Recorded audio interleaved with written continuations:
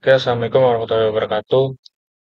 Ini dari kelompok 3 ingin mempresentasikan materi komputer dan masyarakat, yaitu dari kelompok 3 materinya kebijakan penggunaan AI di lembaga pendidikan tinggi. Pertama, di sini kita akan analisis posisi AUA tentang penggunaan alat AI dalam pembelajaran dan pengajaran. Mengapa panduan ini diperlukan?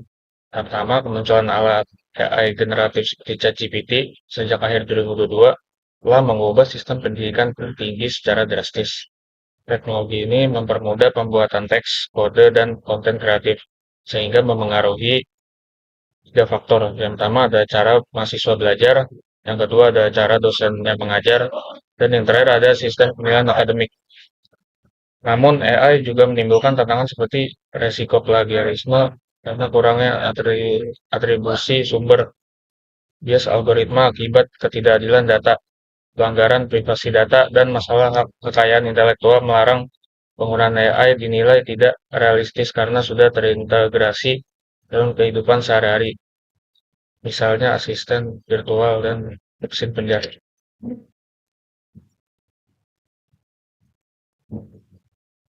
Selanjutnya ada dari visi sosial universitas.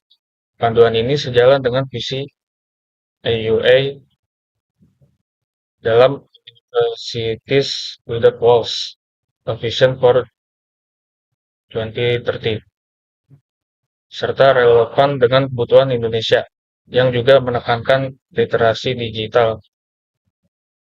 Dikutip dari Kemendikbudristek pada Oktober 2024, terutama di wilayah terpencil. Selanjutnya itu apa yang diatur dalam panduan ini. Jadi panduan EUA menekankan aspek etika, transparansi, integritas akademik. Contohnya itu ada contoh pengaturan praktisnya.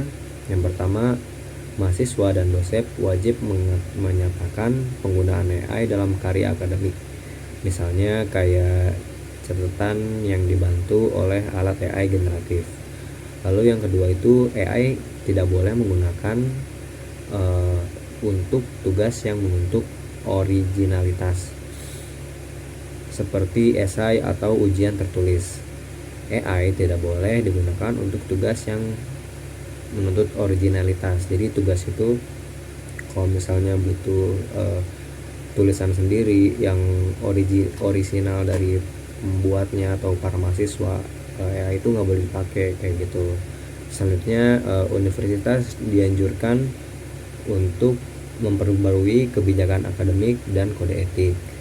Selanjutnya perlindungan data yang harus mengacu pada aturan seperti GDPR Eropa atau UU PDP Indonesia.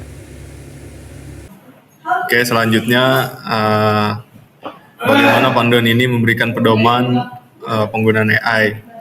Jadi pendekatan EUA bersifat strategis dan praktis melalui ada 5 bagian. Yang pertama itu diskusi formal,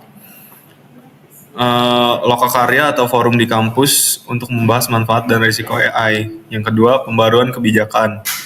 Misalnya klausul etika tentang pelanggaran bila AI digunakan tanpa pengakuan. Yang ketiga, transparansi penggunaan. Contohnya, mencantumkan catatan kaki jika draft ditulis dengan bantuan AI. Yang keempat, reformasi metode penilaian. Ini mendorong ujian berbasis proyek, presentasi lisan, atau studi kasus. Yang kelima, itu literasi AI. Jadi pelatihan cara mengevaluasi hasil AI dan penggunaan alat deteksi konten AI, misalnya Turnitin. Nah, di Indonesia pendekatan ini dapat diterapkan melalui pelatihan daring sebagai solusi atau keterbatasan infrastruktur. Selanjutnya ada siapa yang mengeluarkan panduan ini. Nah, panduan ini itu diterbitkan oleh European University Association atau EUA yang menaungi lebih dari 850 universitas dan konferensi rektor. Kemudian berlokasi di 49 negara Eropa. Nah, disusun oleh Komite Pengarah Pembelajaran dan Pengajaran EUA sebagai respon terhadap peluncuran ChatGPT.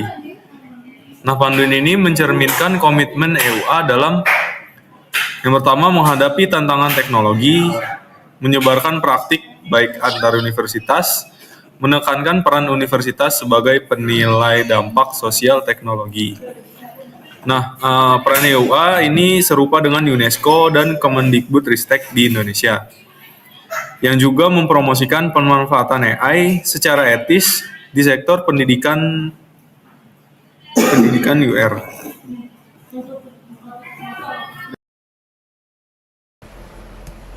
Ya, halo. Di sini Jenderal. Saya akan mempresentasikan selanjutnya. Sekarang kita masuk ke kategori siapa yang terdampak dan bertanggung jawab. Di sini ada 4 yang kita dapat pihak yang terdampak. Nah, salah satunya mahasiswa.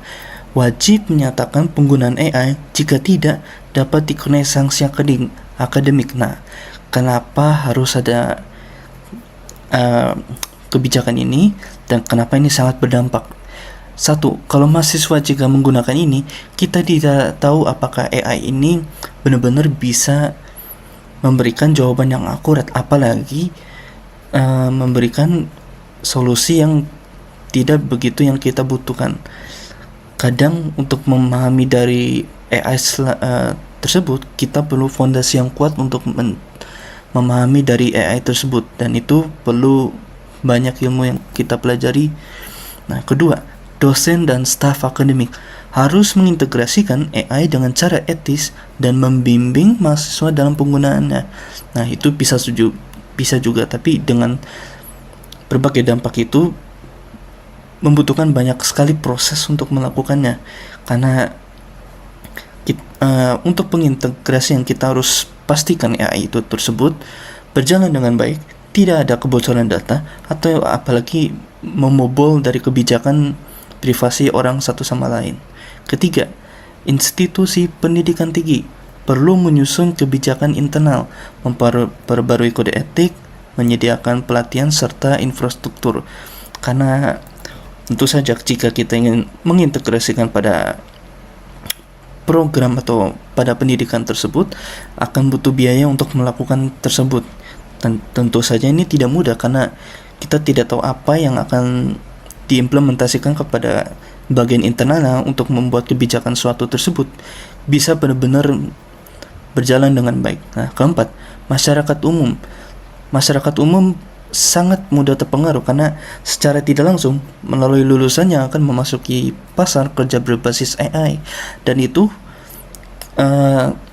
belum tahu kalau pikiran mereka benar-benar matang atau mereka hanya dengan bantu AI untuk lancarkan apa yang dibutuhkan dia. Nah, untuk benar-benar kita mendorong suatu kebijakan tersebut, kita butuh yang benar-benar bisa menjaga kredibilitas pada pergerakan perguruan tinggi tersebut. Nah, selanjutnya pihak yang bertanggung jawab. Nah, di sini ada 4. Salah satunya pimpinan universitas. Mereka harus menyusun dan mengimplementasikan kebijakan serta mengalokasikan anggaran untuk menjalankan suatu proses untuk memimpinkan suatu proyek tersebut. Mereka harus benar-benar buat planning untuk apa yang akan diimplementasikan pada kebijakan tersebut, pada proses internalnya, dan juga seberapakah anggaran yang akan dikeluarkan untuk membuat pengintegrasian dengan AI bersama kebijakan yang sudah kita buat pada pendidikan tersebut. Karena kita tahu apa yang hukum yang berlaku pada negara ini, karena setiap negara mempunyai hukum yang berbeda-beda. dan tentu saja regulasi dan lain sebagainya itu harus sesuai kriteria yang dibutuhkan negara dengan pengimplementasian pada AI tersebut pada pendidikan tinggi, nah, atau pendidikan rendah. Nah, kedua, dosen. Mereka menerapkan kebijakan di kelas menjadi sebuah teladan penggunaan AI yang etis. Kita harus memberikan bagaimana mereka bertingkah dan beretika pada suatu AI tersebut, dan memberikan mereka pelajaran apakah kalau AI ini bisa membantu kita untuk melancarkan dari suatu pendidikan tersebut. Nah, ketiga, mahasiswa menggunakan AI itu harus melakukannya secara jujur dan mematuhi kebijakan kampus.